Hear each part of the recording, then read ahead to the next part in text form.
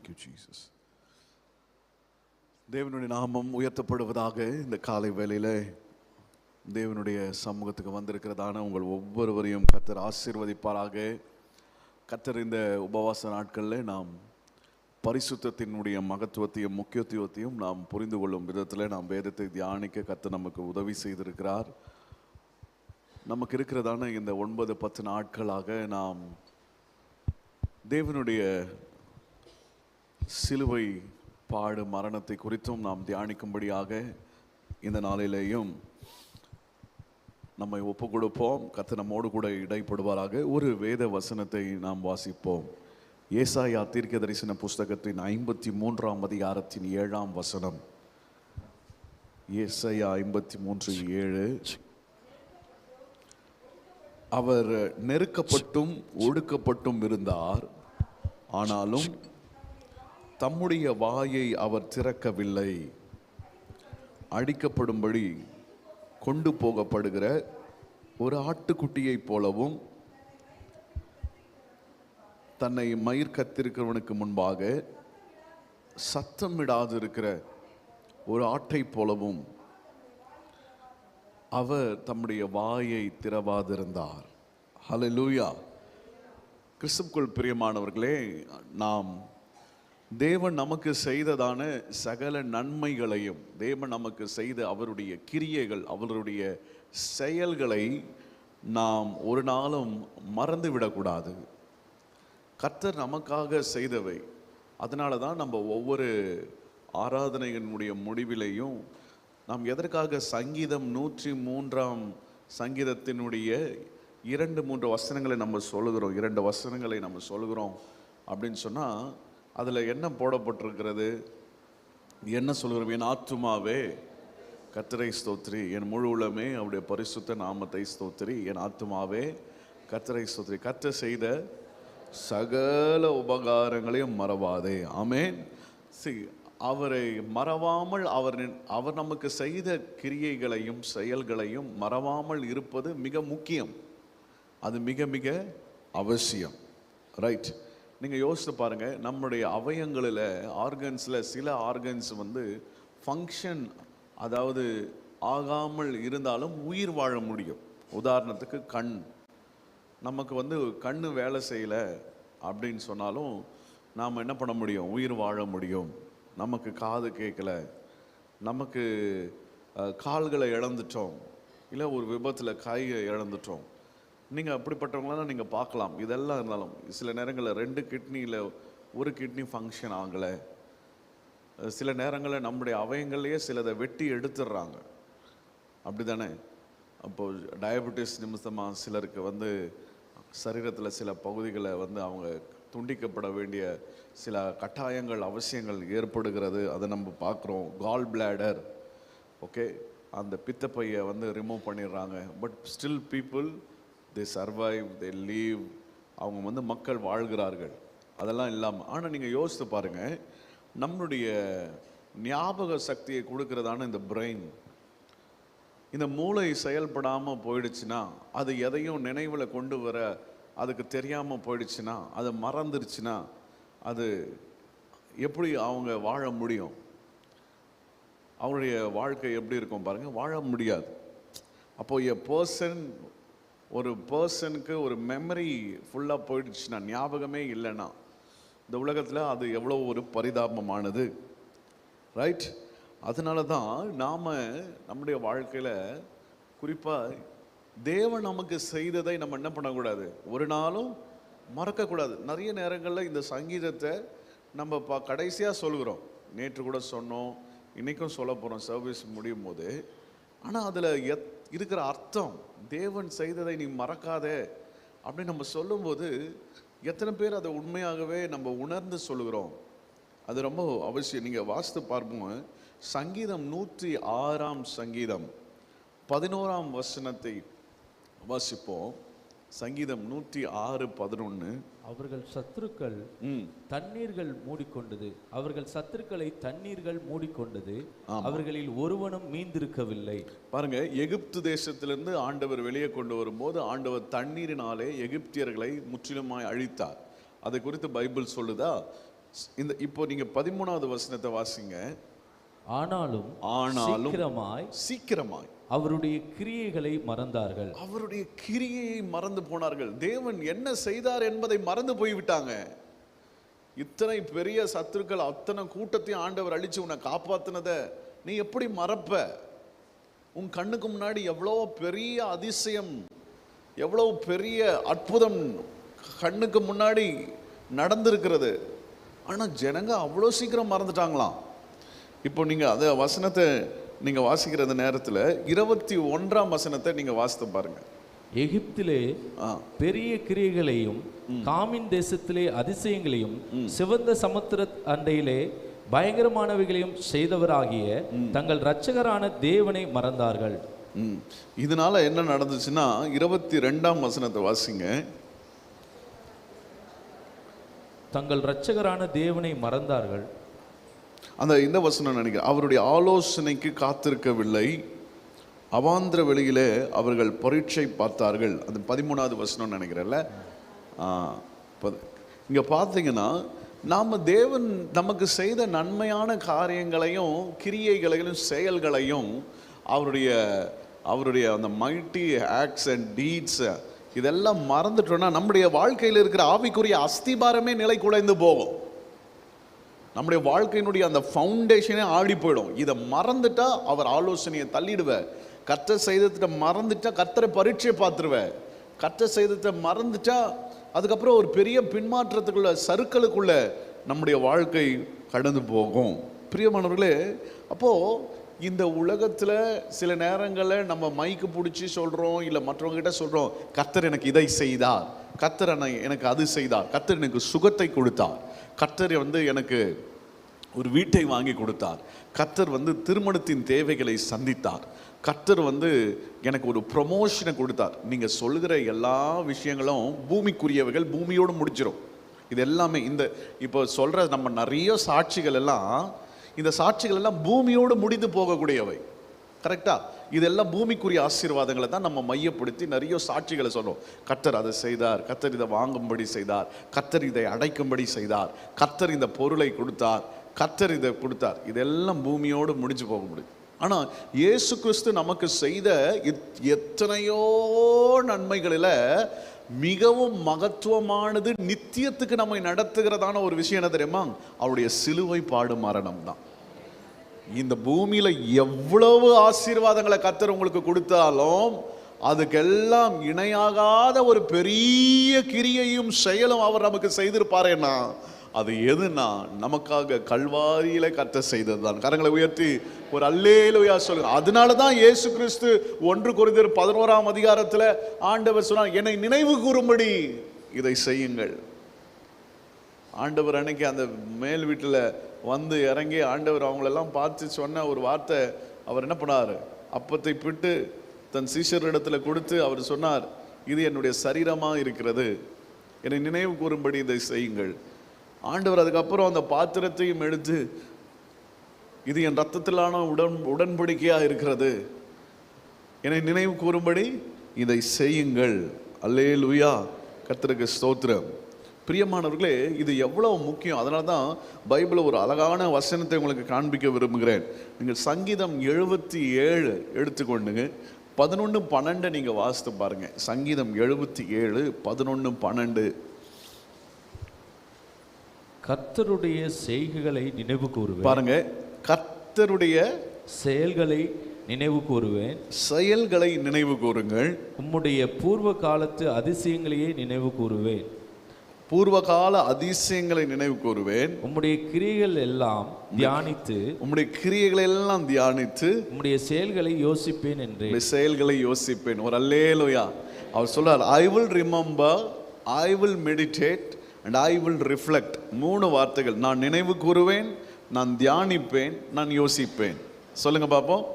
நான் நினைவு கூறுவேன், தியானிப்பேன், யோசிப்பேன். எதை நினைவு கூறணும், எதை தியானிக்கணும், எதை யோசிக்கணும் அப்படின்னு சொல்லிட்டு இந்த இடத்துல சங்கீதக்காரன் நமக்கு ஒரு அருமையான ஒரு வசனத்தை வைத்திருக்கிறதை பார்க்கிறோம். அல்லேலூயா, பிரைஸ் லார்ட். கர்த்தர் எனக்கு இதை செய்தார், கர்த்தர் எனக்காக என்ன செய்தார். எனக்காக சிலுவையில் ஆண்டவர் தொங்கினார், ரத்தம் சிந்தி மரித்தார், என் பாவங்களுக்காக தன்னை ஒப்பு கொடுத்தார். கிருபாதார பிள்ளையா, கர்த்தர் எனக்கு ஜீவனை கொடுத்தார். கர்த்தர் எனக்கு பரலோகத்துக்கு கொண்டு போவதற்கு கர்த்தர் என்ன பண்ணார்? என்னை நீதிமானாய் கர்த்தர் மாற்றினார். இதுதான் தேவன் நமக்கு செய்த மிகப்பெரிய ஒரு. ஆனால் இதை எப்படி செய்தார்? இயேசு இதை எப்படி செய்தார் அப்படின்னு பார்த்தீங்கன்னா, இந்த 53ஆம் அதிகாரம் ஏசாயா 7ஆம் வசனத்தில் பைபிள் சொல்கிறது, அவர் இதை எப்படி செய்தார்னா, அந்த இடத்துல மறுபடியும் இந்த வசனத்தை வாசித்து பாருங்க. மறுபடியும் வாசிங்க அந்த வசனத்தை. 53:7. அவர் நெருக்கப்பட்டும் ஒடுக்கப்பட்டும் இருந்தார், ஆனாலும் தம்முடைய வாயை அவர் திறக்கவில்லை. அடிக்கப்படும்படி கொண்டு போகப்படுகிற ஒரு ஆட்டுக்குட்டியை போலவும், தன்னை மயிர் கத்திருக்கிறவனுக்கு முன்பாக சத்தமிடாதிருக்கிற ஆட்டை போலவும் அவர் தம்முடைய வாயை திறவாதிருந்தார். இதுல முக்கியமாக எம்பசைஸ் பண்ணப்பட்டிருக்கிற ஒரு விஷயம் என்னன்னா, அவர் மௌனமாய் இருந்தார், அவர் அமைதியாய் இருந்தார், அவர் வாயை திறக்கவில்லை, அவர் சத்தமிடாதிருந்தார். அல்லேலூயா, அல்லேலூயா, பிரைஸ் தி லார்ட். இந்த வார்த்தையை நீங்கள் கவனிக்கணும். அப்போஸ்தலனாகிய பவுல் தெசலோனிக்கருக்கு எழுதும்போது கூட அவர் என்ன சொன்னார்னா, நீங்கள் அமைதலோடு கூட வேலை செய்யுங்கள் அப்படின்னு ஒரு வார்த்தையை பயன்படுத்துவார். நீங்கள் அமைதலோடு செய்யுங்க அப்படின்னுங்கிறார். அப்போது இந்த உபவாச நாட்களில் சிலுவை பாடு மரணத்தில் வாசிக்க கேட்ட வேத வசனத்தில் நம்ம கற்றுக்கொள்கிறதான ஒரு முக்கியமான ஒரு ஆவிக்குரிய பாடம் ஒன்று உண்டு. என்னென்னா, நாம் எப்படி இருக்க வேண்டும் என்று பைபிள் சொல்கிறது என்று சொன்னால், நாம் சில இடங்களில் வாயை திறவாமல், சில இடங்களில் அமைதியாக, சில இடங்களில் மௌனமாக நாம் இருக்க வேண்டும் என்று சொல்லி பார்க்கிறோம். இந்த உலகத்தில் இருக்கிறதான மனுஷர்கள் நீங்கள் கவனித்து பார்த்தீங்கன்னா, நம்ம வாழ்க்கையில் சில நேரங்களில் நம்ம செய்கிற வேலை ரொம்ப சிறிய வேலையாக இருக்கும், ஆனால் பயங்கர அலப்பறையாக இருக்கும். செய்கிற வேலை சின்ன ஒரு வேலை தான் இருக்கும்.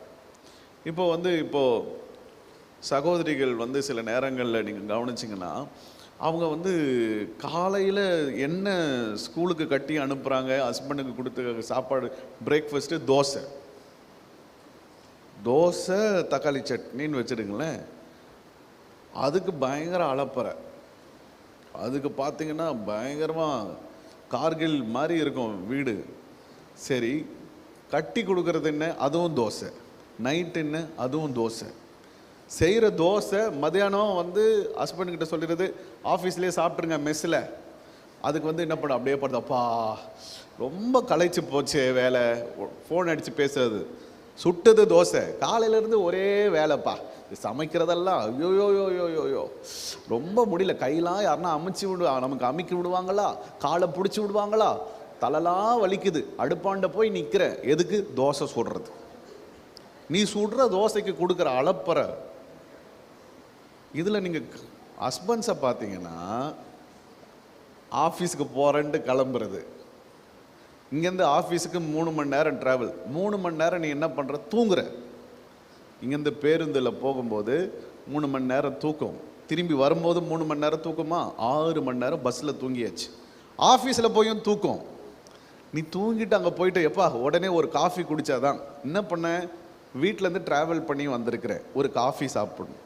இங்கே தூங்கிட்டு வீட்டுக்கு போயிட்டு என்ன பண்ண போகிற? ஒரு காஃபி கொடுமா, ரொம்ப வேலை அசதியாக இருக்குது.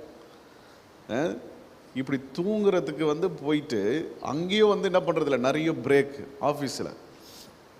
ஆனால் நீங்கள் நல்லா உழைக்கிறவங்கள பார்த்தீங்கன்னா, கையில் மண்வெட்டியும் பாண்டியும் ஈட்டியும், அந்த ஈட்டி கிடையாது, கடபாரையும் கொண்டு போயிட்டு வெயிலில் நின்று விவசாயிங்க வேலை செய்து, ரோட்டு வேலை செய்கிறவங்களாம் கடினமாக உழைச்சி அவன் டயர்டாக வீட்டுக்கு அவன் எந்த சத்தமும் இருக்காது, அலப்பறையே இருக்காது, அமைதியாக இருக்கும். அல்லேலூயா. 4 வீட்டில் வேலை செய்கிறவங்கள பார்த்துருக்கிறீங்களா? 5வது வீடு கிடைக்குமான்னு பார்ப்பாங்க. 5வது ஒரு வீடு கிடைக்குமா? வேலை செய்துட்டு அவங்க என்ன பண்ணுறாங்கன்னா, அவன் இன்னும் ஏதாவது நம்ம செய்யலாமா, வீட்டுக்கு கூட ஏதாவது செய்யலாமா அப்படின்னு பார்ப்பாங்க பாரு. நல்ல அவன் அமைதியாக வேலை செய்வாங்க வேலைக்காரன். அதுதான் சொல்லுவாங்க தமிழ், என்னது? நிறைக்குடம்.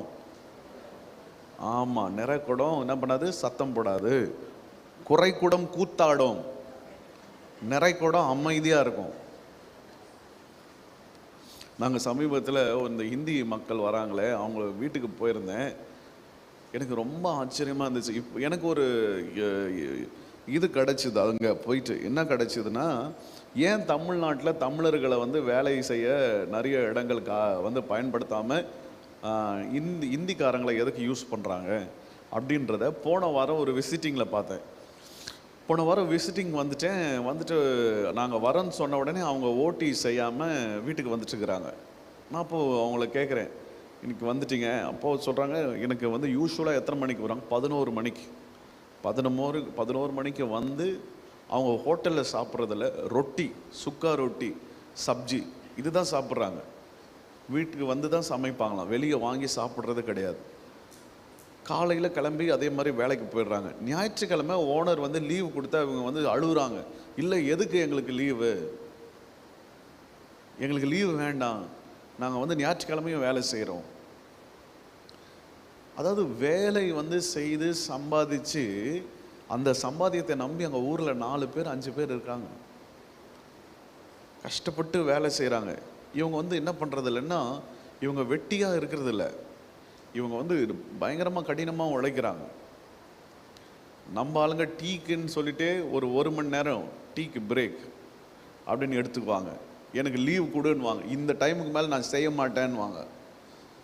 நம்ம ஆளுங்க பார்த்துருக்கீங்களா, எப்பா மணி ஆச்சு பார்த்தியா, இதுக்கு மேலே ஒரு அடி கூட நான் எடுத்து வைக்க மாட்டேன் அப்படின்லாம் சொல்லுவாங்க. ஆனால் இவங்க யாருமே அதை சொல்கிறதில்ல, பயங்கரமாக இவங்க என்ன பண்ணுறாங்க, வேலை செய்கிறாங்க. அப்போது இவங்கெல்லாம் எப்படி இதை அமைதியாக இதை செய்கிறதை நாம் பார்க்கிறோம். ஆண்டவராகிய இயேசு கிறிஸ்து கூட தன்னுடைய சிலுவையை சுமக்கும் போது நீங்கள் பாருங்கள், நேற்று அந்த ஊழியக்காரர் ஒரு பாயிண்ட் சொன்னார், ஞாபகம் இருக்குதா?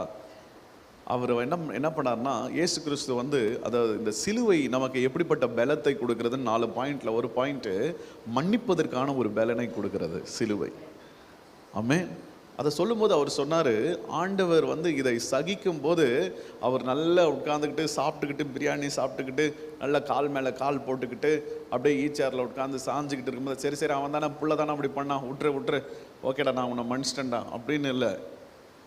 அவர் அதை எந்த இடத்துல மன்னிச்சார்னா, அவருடைய ரத்தம்லாம் சொட்ட அவ்வளோ ஒரு பயங்கரமான வேதனையும் பாடும் இருக்கிற நேரத்தில், சாக கிடக்கிற அந்த உயிரும் போக மாட்டேங்குது, அந்த இடத்துல வந்து பயங்கரமான ஒரு வலியை அனுபவிச்சுட்டு இருக்கிற நேரத்தில் இந்த வலிக்கு இவன் தான் காரணம்னு தெரிஞ்ச போதிலும் அவனை மன்னிக்கிறார். பார்த்தீங்களா? அல்லேலூயா சொல்லுங்க பாப்போம். சிலுவையில் அவர் என்ன பண்ணார் நீங்கள் வாசிக்கலாம். யோவான் 19ஆம் அதிகாரம் 17ஆம் வசனம். அவர் தம்முடைய சிலுவையை சுமந்து கொண்டு எபிரேயு பாஷையிலே கொல்கதா என்று சொல்லப்படும் கபாலஸ்தலம் என்கிற இடத்திற்கு புறப்பட்டு போனார். அங்கே அவரை சிலுவையில் அறைந்தார்கள். அவரோட கூட வேறு 2 பேரை 2 பக்கங்களிலும் இயேசுவை நடுவிலுமாக சிலுவையில் அறைந்தார்கள். 150 எடையுள்ள ஒரு சிலுவையை எடுத்துக்கொண்டு அவர் வந்து கொல்கதா மலையில் இயேசு ஏறினார். அந்த வசனம் சொல்லுது. மத்தேயு 15:24 வாசிப்போம்.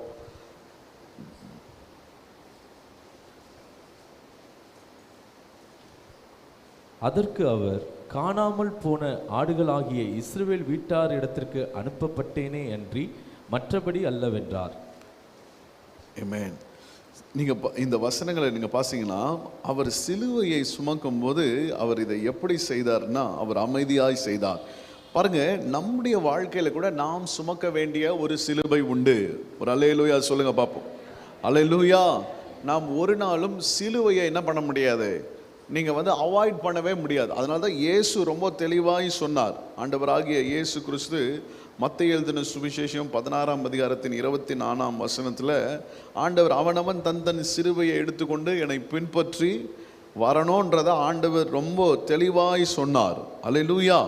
கர்த்தருக்கு ஸ்தோத்திரம். இந்த சிலுவை பாடு வேதனையை ஆண்டவர் சகிக்கும் போது அவர் எங்கேயுமே என்ன பண்ணலைன்னா, தன்னுடைய கோபத்தையோ தன்னுடைய வலியையோ அவர் என்ன பண்ணலை, ரொம்ப கத்தி அதை வந்து கூச்சலிட்டு அதை பற்றி அவர் வந்து என்ன பண்ணலை, அவர் சொல்லவே இல்லை எங்கெங்கே வலிக்குது உடம்புல, எந்தெந்த பார்ட்டில் அவருக்கு வந்து பிரச்சனை அப்படின்றத ஆண்டவர் வந்து சொல்லவே இல்லை. சிலுவை பாடு மரணம் ஒரு பயங்கரமான ஹாரிபிளான ஒரு விஷயம்.